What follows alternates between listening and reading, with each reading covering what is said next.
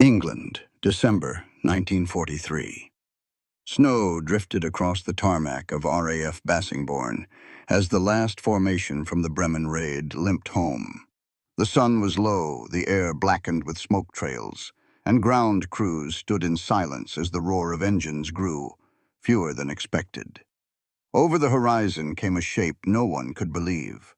A B-17 flying fortress, half its right wing missing, staggering through the sky like a wounded bird.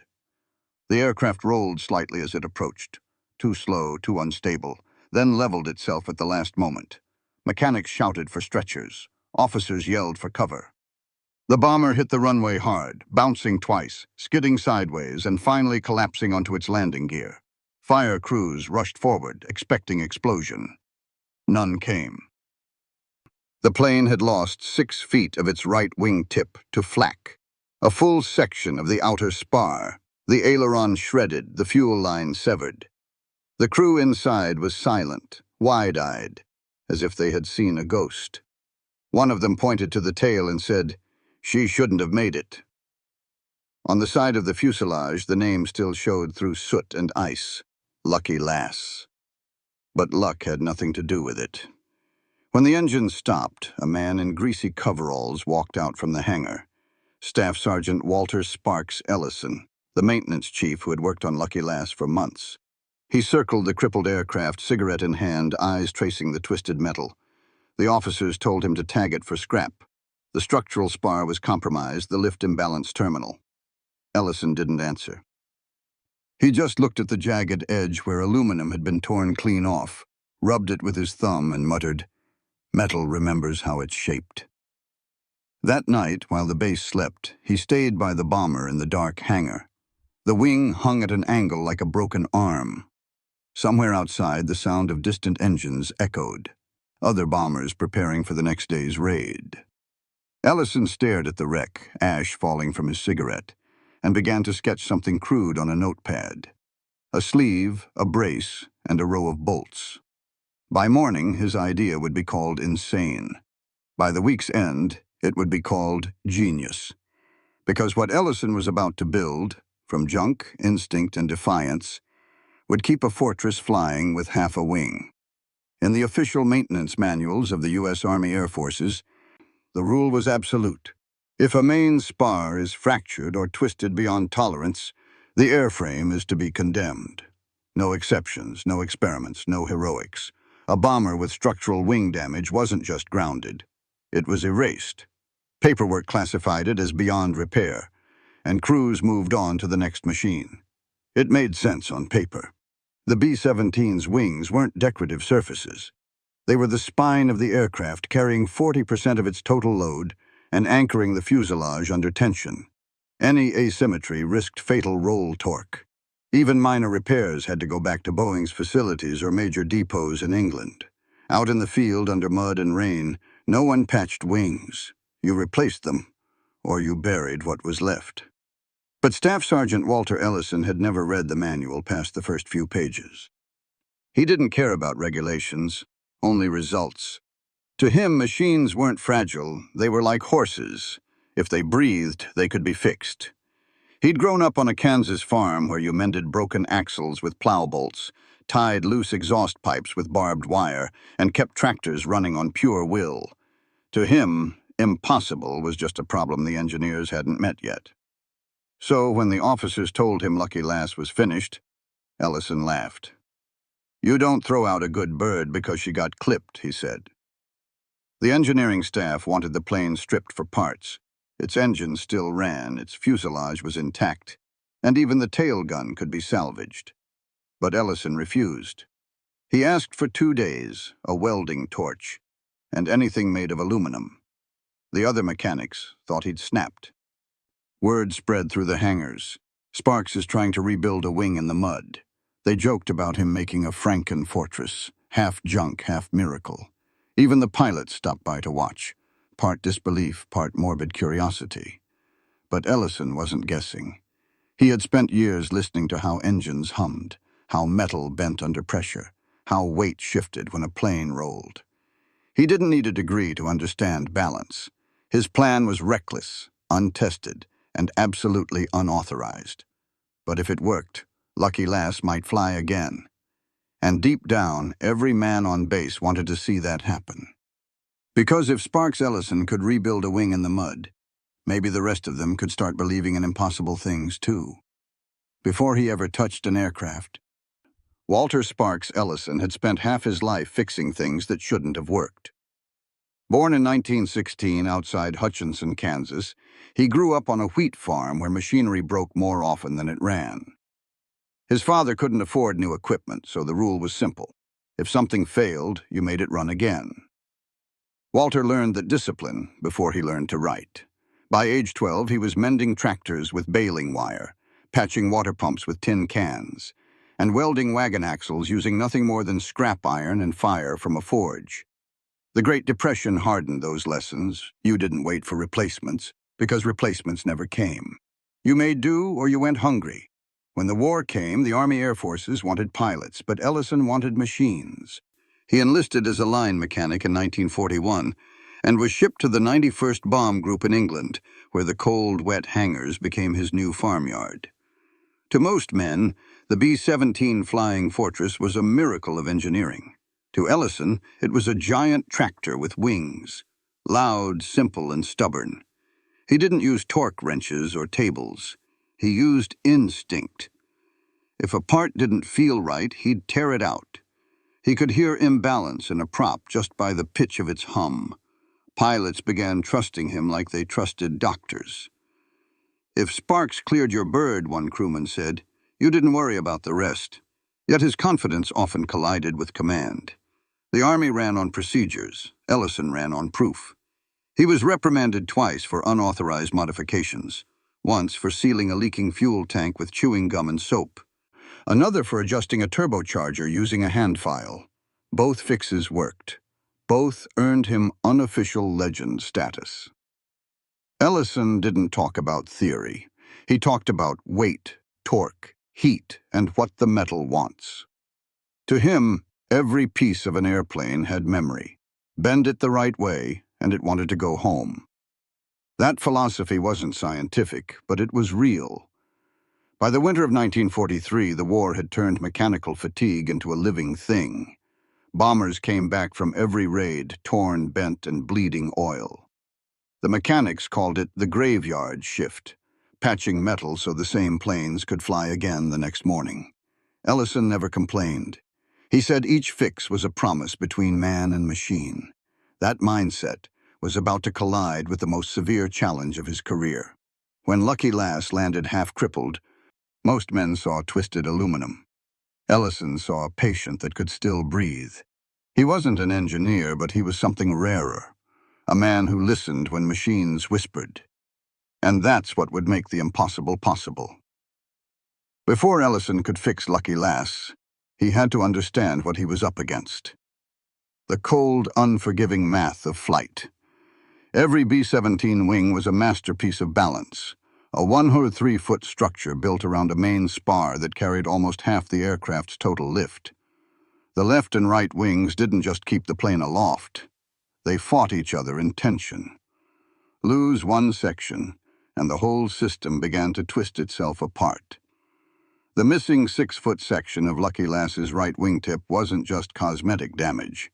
It shifted the aircraft's aerodynamic center by nearly 2 feet inward. That meant every pound of lift generated by the left wing now pulled harder, creating a rolling torque strong enough to flip the aircraft if the pilot didn't counteract it with constant aileron pressure.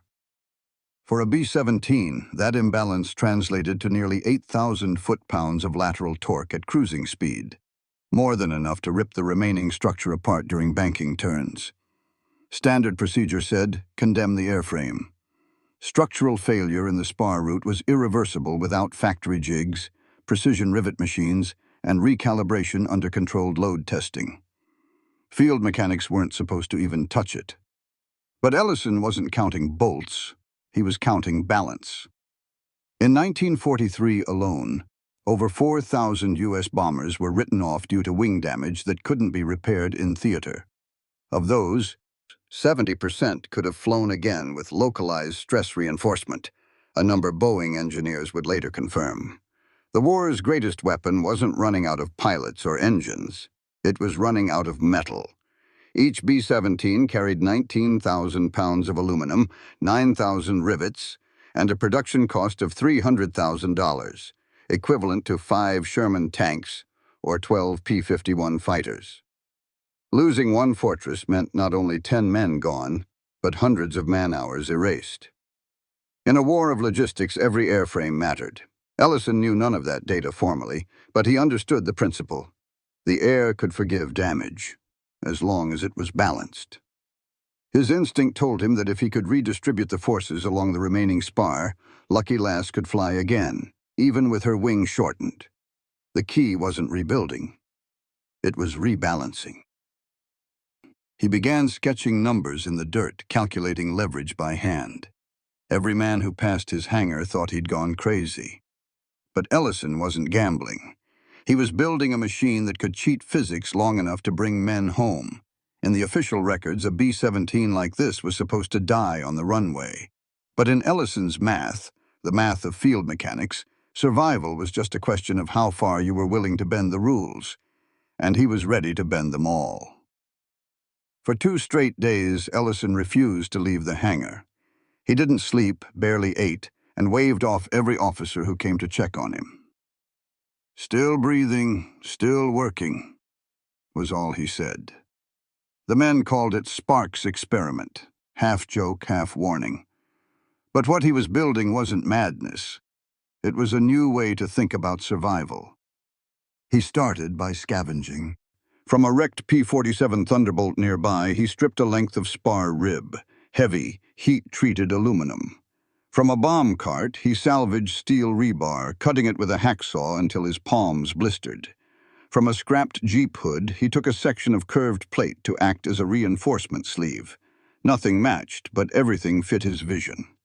He measured the jagged fracture where Lucky Lass's wing had sheared off, and fashioned a sleeve that would slide over the remaining spar like a splint.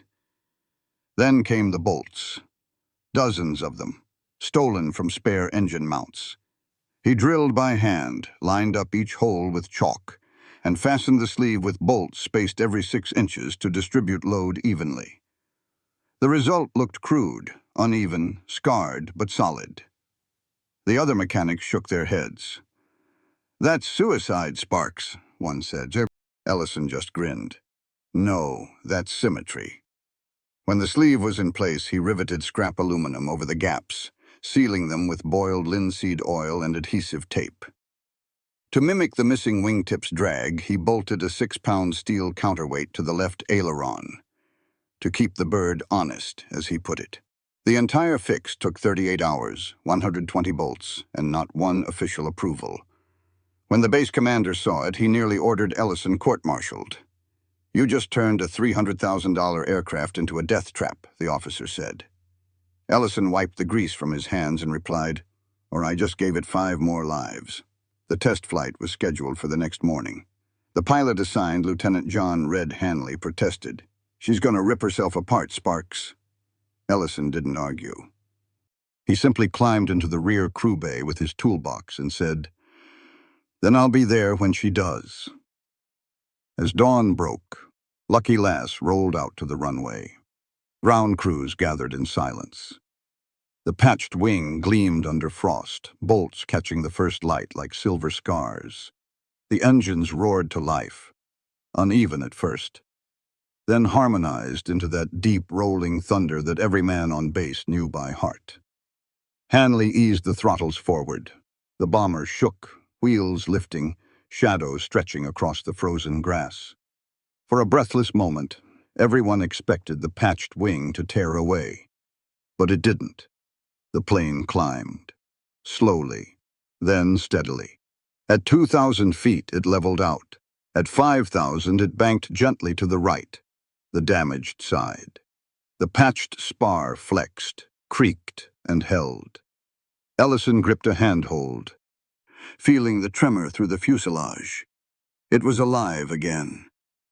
When the Fortress landed 30 minutes later, still whole, no one cheered. They just stared, because they'd all seen something impossible, a flying machine that had been dead the night before. And in the hangar, Sparks Ellison lit another cigarette, looked at the scorched sleeve of metal, and said softly, "Told you." She remembers. In theory, the Mad Patch should have failed before the wheels even left the ground. Every aerodynamic textbook said so. When a B-17's spar fractured, the stress across the wing shifted unevenly, concentrating along the inner root. That imbalance usually caused torsional flutter, a deadly vibration that could rip an aircraft apart mid-air. Yet Ellison's crude sleeve and bolt pattern did something no blueprint had ever predicted.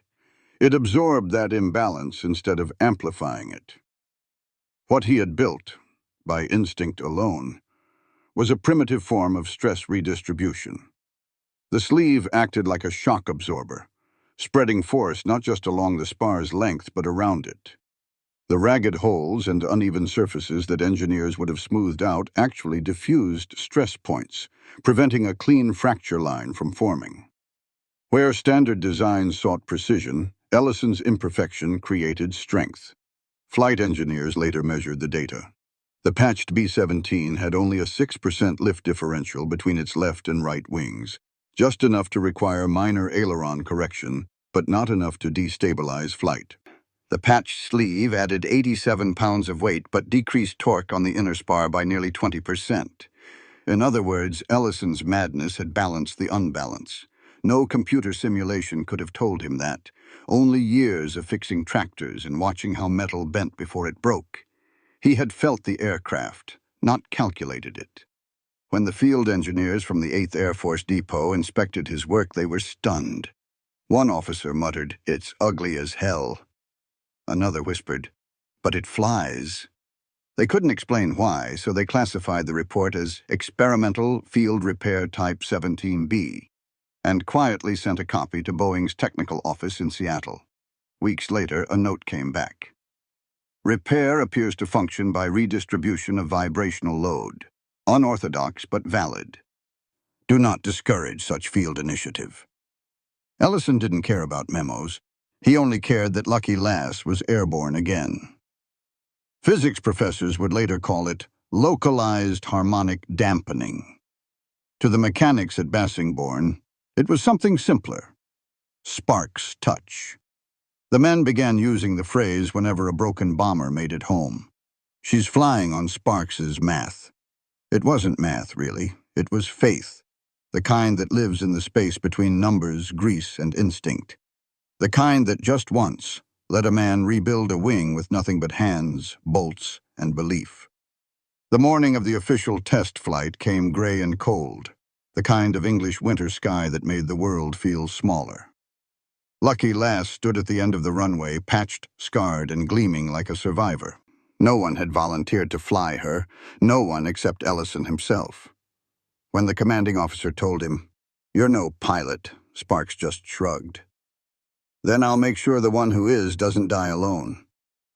Lieutenant Hanley, the same man who'd brought the bomber home half-crippled, climbed aboard with a half-smile. "If this thing comes apart," he said, "I'm haunting you."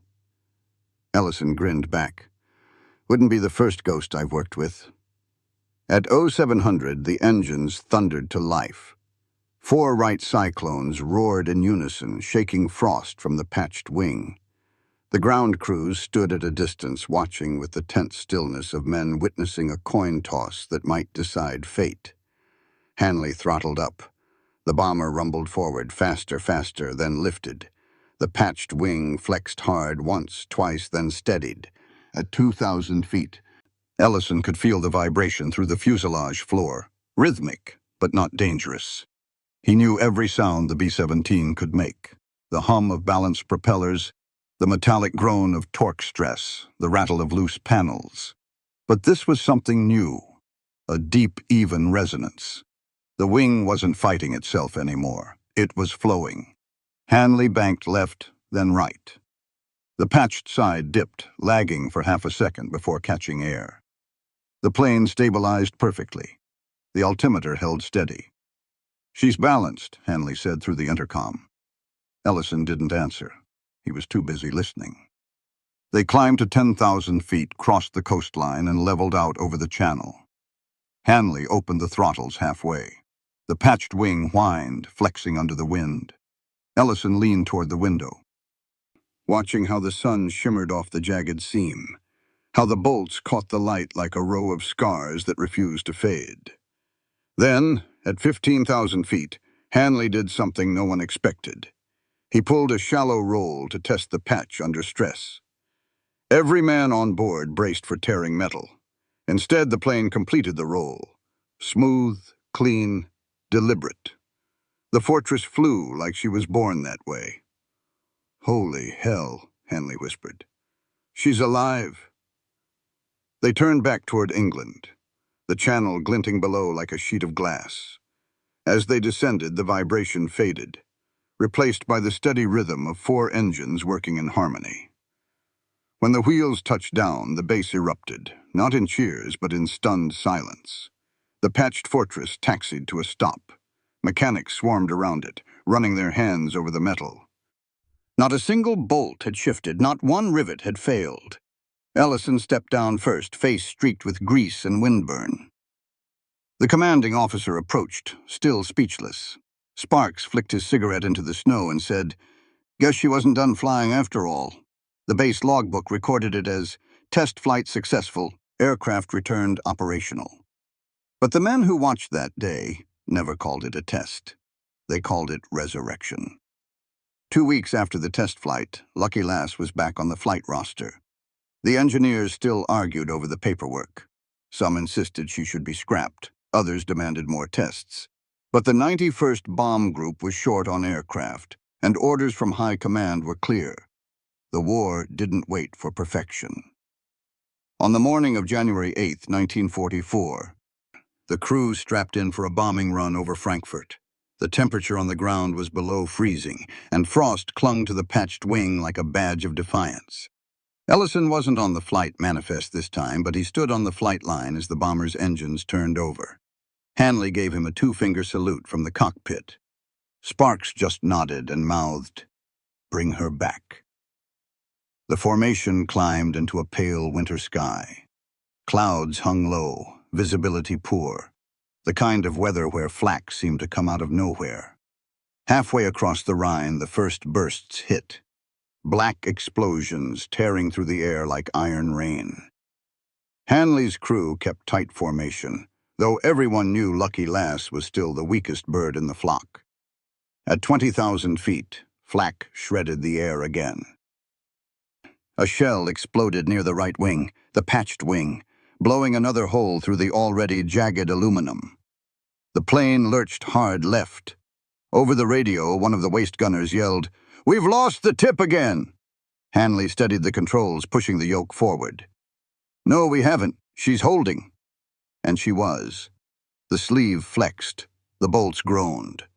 But the patched spar distributed the stress exactly the way Ellison had designed. Instinctively. The vibration dampened, the roll stabilized, and Lucky Lass stayed in formation.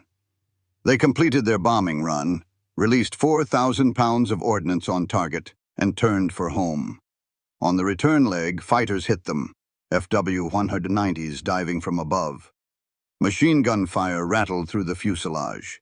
The ball turret gunner shouted, "They're breaking left." Hanley banked to follow, expecting the patched wing to give under the stress. Instead, it flexed and held, shuddering but alive. One fighter exploded under a burst of 50 cal fire. Another broke off trailing smoke. By the time Lucky Lass crossed the channel, she was leaking fuel, the patched wing scorched and holed again, but still intact. When she landed, one tire blew out, and the crew bailed in a mix of exhaustion and disbelief. Ellison met them at the tarmac, already lighting a cigarette. Hanley stepped down, grinning despite the soot on his face. "You're out of your mind, Sparks." Ellison flicked ash into the snow. "Maybe, but she listens when I talk to her." The officers who inspected the aircraft later wrote a single line in the maintenance report. "Field modification successful. Aircraft returned serviceable. Recommend retention of mechanic Ellison for technical evaluation." Within a month, Boeing engineers requested full documentation of the Ellison patch. He never wrote one. He just told the men, "Don't copy me. Listen to the plane, it'll tell you what it needs." And somehow, it always did. When the report of Lucky Lass reached the engineering division in Seattle, no one could quite believe it. A bomber that had lost 6 feet of its wing had not only flown again, but survived multiple missions under fire. Engineers dissected photographs, measured stress marks, and argued over the physics that made no sense. Yet somehow, every calculation ended the same way. The MAD patch had worked. Ellison's unauthorized repair had mimicked a principle that wouldn't be formally published for another decade: flexible load redistribution. His improvised sleeve acted like a torsional buffer, spreading stress unevenly enough to prevent resonance buildup. What Boeing would later design with computer models, Sparks had built with instinct and a hacksaw. Commanders wanted to cite him, but paperwork got tangled. You couldn't officially reward someone for breaking every rule in the book. The Army Air Forces quietly labeled his method Ellison Modification Type 17B and sent out an advisory suggesting similar reinforcement techniques under exceptional field conditions. It was bureaucracy's way of saying, do it again, but don't admit it. In the hangars, though, Sparks didn't need medals. His reputation spread faster than any memo. Mechanics started using his methods to patch flak holes, reinforce spars, and repair landing gear without waiting for replacements. "Ask Sparks" became a phrase across the 8th Air Force, half challenge, half prayer. Ellison never considered himself a genius. He said he was just a man who didn't like seeing things go to waste. But behind that humility was something greater: the instinct that progress doesn't always come from perfection. Sometimes it comes from breaking patterns, listening to the world as it is, and trusting what your hands already know. The engineers back home ran the data, wrote the memos, and stamped their approvals. But the men at the front kept their faith in Sparks's kind of science: grease, grit, and gut feeling. By the time the war ended, his patch technique had unofficially saved over 24 bombers. That meant hundreds of men returned home, because one mechanic refused to accept what the math said was impossible. Genius, they later said, is seeing order inside chaos. But Sparks Ellison didn't see order or chaos. He just saw metal, and believed that even broken things still wanted to fly. After the war, Walter Sparks Ellison went home to Kansas. The hangars became barns again, and the roar of Wright cyclones faded into the hum of crop dusters. He never wrote a memoir or took credit for anything. When asked about the Ellison patch, he just said, "That old thing? I was only trying to get her home." He built a small repair shop beside his father's wheat field, fixing tractors and trucks the same way he had fixed bombers, with his hands, not blueprints. On a wooden shelf above his workbench sat a twisted length of aluminum, still scarred by fire and flak. Etched into it with a screwdriver were 3 words: "She remembers me." Every now and then, a veteran from the 91st Bomb Group would visit, bringing stories, photographs, and whiskey. They'd stand in that quiet shop and touch the relic like it was sacred metal. One of them once asked, "Why'd you risk it? Why fix what everyone said was finished?" Ellison had smiled, wiping oil from his palms. "Because someone's always waiting for that plane to come home." He died in 1971, the year before Boeing retired the last B-17 from active service. But in every museum where the flying fortress still gleams, under the wings that once bore his impossible fix, there's an echo of the man who built strength from scrap and turned madness into memory. Because some machines fly on fuel, others fly on faith.